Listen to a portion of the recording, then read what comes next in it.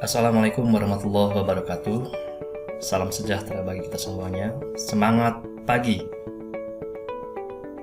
Anak-anakku sekalian, kelas 8 yang Bapak cintai dan Bapak banggakan, selamat berjumpa kembali dengan pelajaran PPKN. Pada kesempatan ini, di semester genap ini, kita berjumpa di bab yang ketiga, yaitu tentang Kebangkitan Nasional dan Sumpah Pemuda tahun 1928.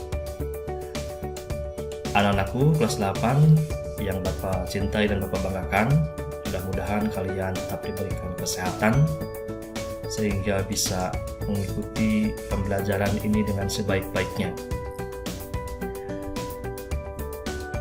Sebelum kita melangkah ke dalam pembahasan materi ini, seperti biasa, dalam rangka meningkatkan motivasi semangat belajar, mari kita sama-sama lantunkan Salam Pancasila.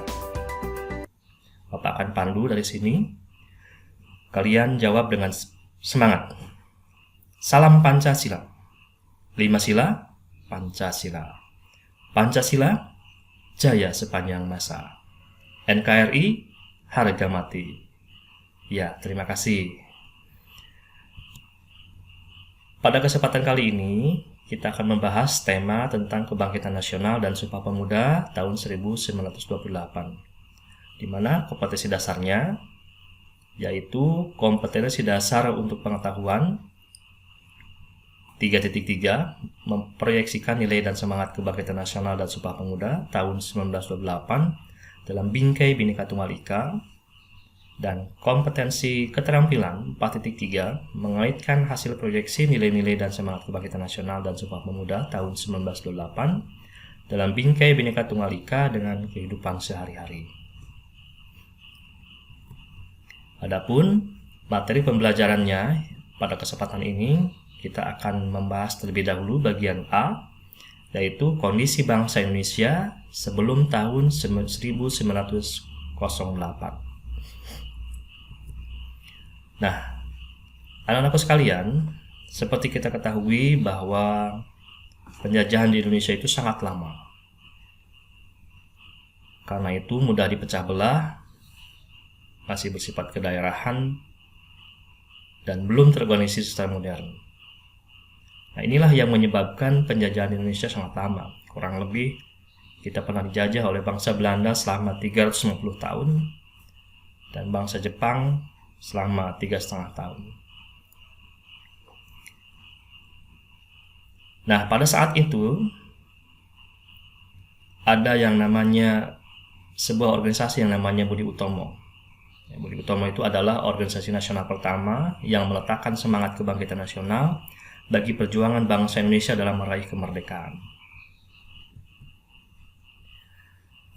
Penjajahan Belanda di Indonesia itu dimulai sejak didirikannya yang namanya VOC pada tanggal 20 Maret 1602. Nah, lamanya penjajahan Indonesia itu menimbulkan penderitaan. Kondisi bangsa Indonesia pada masa penjajahan Belanda seperti berikut ini.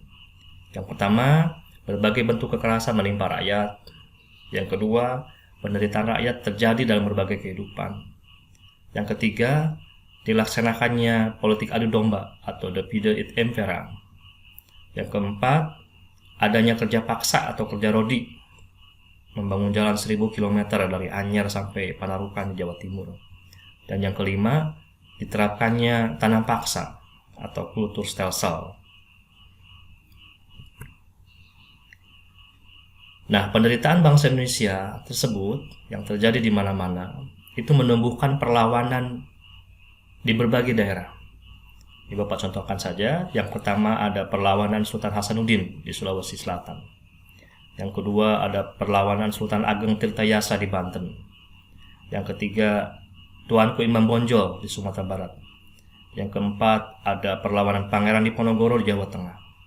Yang kelima ada perlawanan Pattimura di Maluku. Yang keenam ada perlawanan dari Pangeran Antasari di Banjarmasin, dan masih banyak daerah-daerah yang melakukan perlawanan terhadap penjajah tersebut.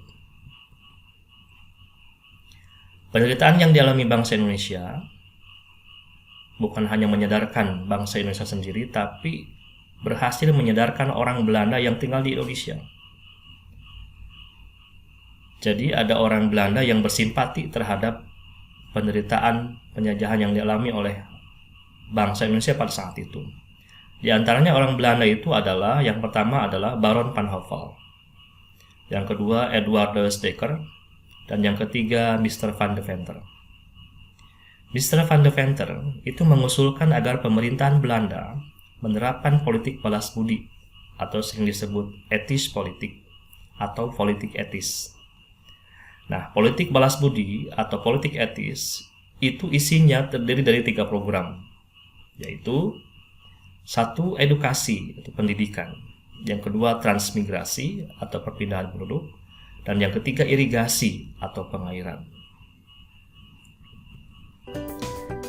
Demikianlah pembahasan materi pada kesempatan ini, mudah-mudahan jelas dan dapat dipahami oleh kalian semua.